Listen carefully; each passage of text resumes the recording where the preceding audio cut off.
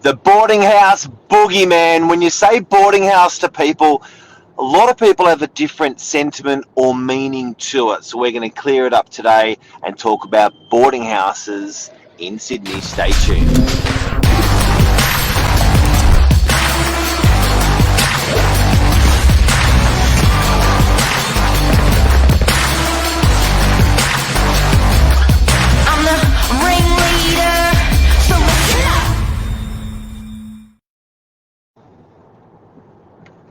Expert property manager Cleo Whithear with years and years and years and years of experience in property management. Can you see the years and years and years of property management? Wouldn't be taxing at all. Wouldn't be taxing at all. No, I had a couple of kids in too, and you've got a winner. Boarding house. Yeah. So Cleo, I had a bit of difficulties this morning. First of all, how do you spell boarding house? Well, Boogie Monster. Boogie Monster. It's Boogey, like the American Boogie Monster. Double O, Boogey. They call it the Boogie Monster.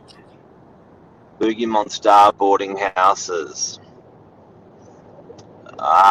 Tell me about them. Tell me what you know. Tell everyone out there what you know about them. Well, it used to be considered like a dirty word. If you had boarding house, neighbors are like, oh, we don't want a boarding house around us. Property managers are like, oh, I don't want to manage a boarding house. Like, I guess being that it's almost like a transient accommodation as such, it is deemed to be difficult to some people, I guess, and the public would think that the types of people that rent in a boarding house are somewhat unfavorable in the community. I don't want to offend anyone, because it's not the case now, of course. Like, things have changed so much. And you know what's wrong if you want to be streamlined and efficient in your clothing, in your car, in your transport, in your travels, in your accommodation? Nothing wrong with it. Nothing wrong with it. But when they're your neighbour and you choose not to live like that, people do get a bit worried with boarding houses next door to them. Yeah, and we're in Northern Beaches, very insular, family driven. They like to know that the people that live next door are, going to be there a long while. It's almost like Airbnb, when you're in a unit block and you get those funny owners that don't want Airbnb because they don't want people coming and going all the time. And that's not always the case in the boarding house. We have tenants that have been there years. It doesn't mean, because like you said, it is that streamlined, they've got less stuff.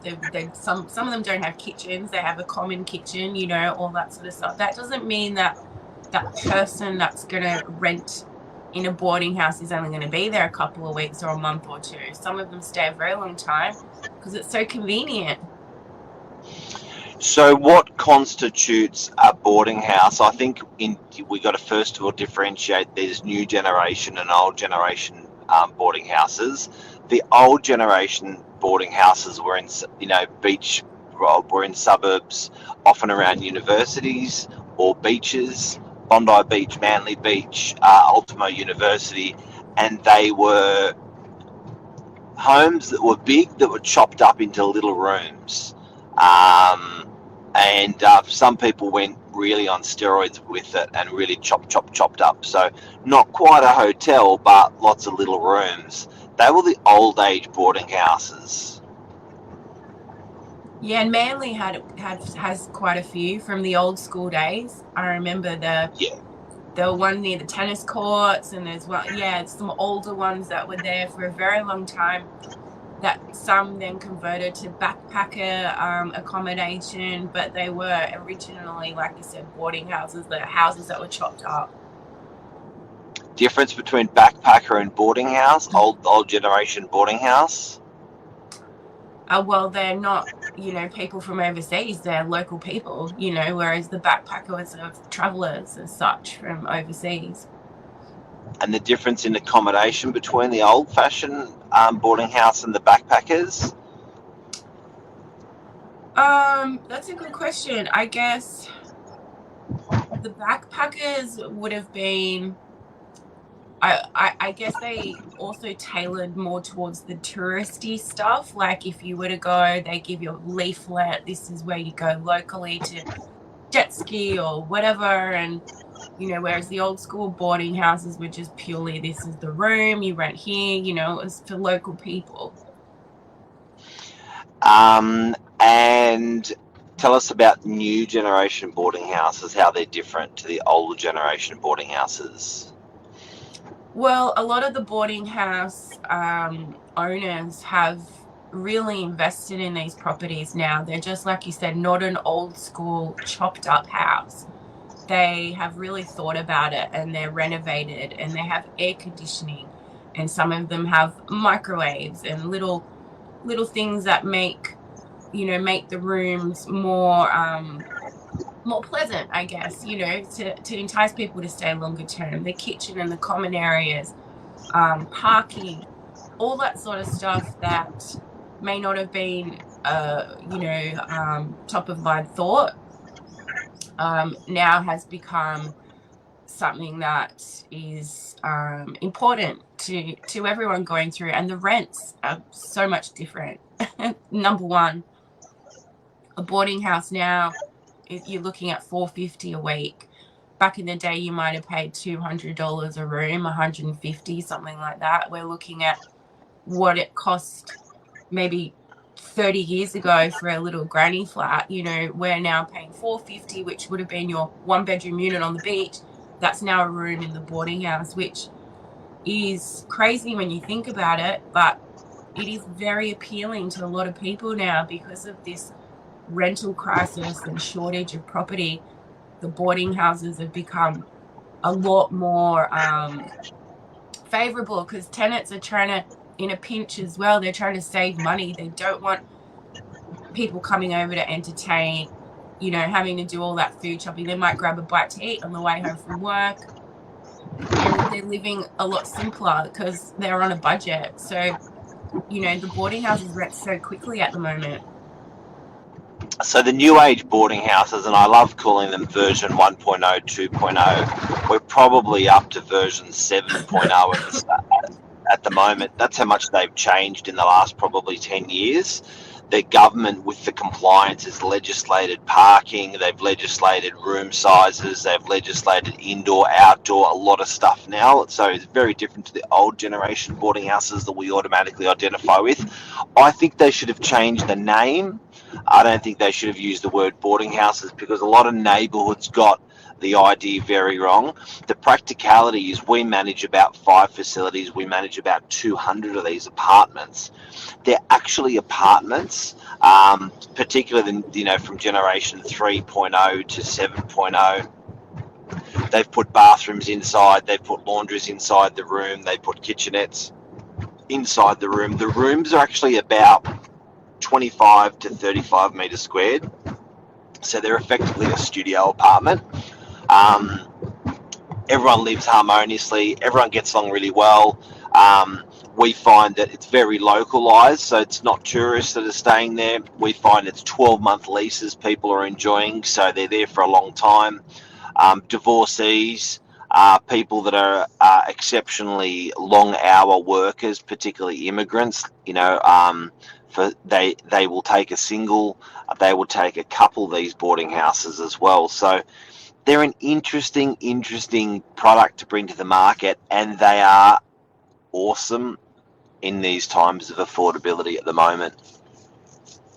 Yeah, definitely. And like you said, when COVID hit and people needed to pivot and downsize, the boarding houses, we couldn't rent them out quick enough during that time because tenants weren't able to continue paying the rent when they lost their work and things like that, but they had a bit of savings. And whilst they're in between, the boarding house was really really crucial and important in our community. So they do help a lot of people out that are in a jam or in between situations, you know, that they don't have a friend or a couch they can sleep on, you know, or, you know, they don't know anyone, Yeah, like you said. So that helped as well. So they are, you know, like you said, they've changed a lot, and the stigma has changed a lot. I feel the one we manage, you know, in Belrose is like a luxe hotel. Like I would definitely stay there. You know, it's nicer than some of the apartments we rent. You know, single apartments that have been on the beaches. You know, built in the 70s where the owner hasn't put any money in. You know, I would much rather stay there than in some of these. So I think it's that probably. mindset needs to change. Yeah, definitely, absolutely, and I probably think it's the cheapest place to lay your head down. That's new.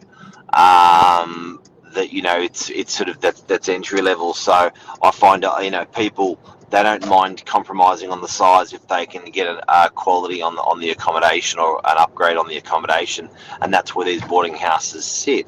So, guys, if you've got any questions about boarding houses, always feel free to throw it to us. We'll talk more about it in future shows.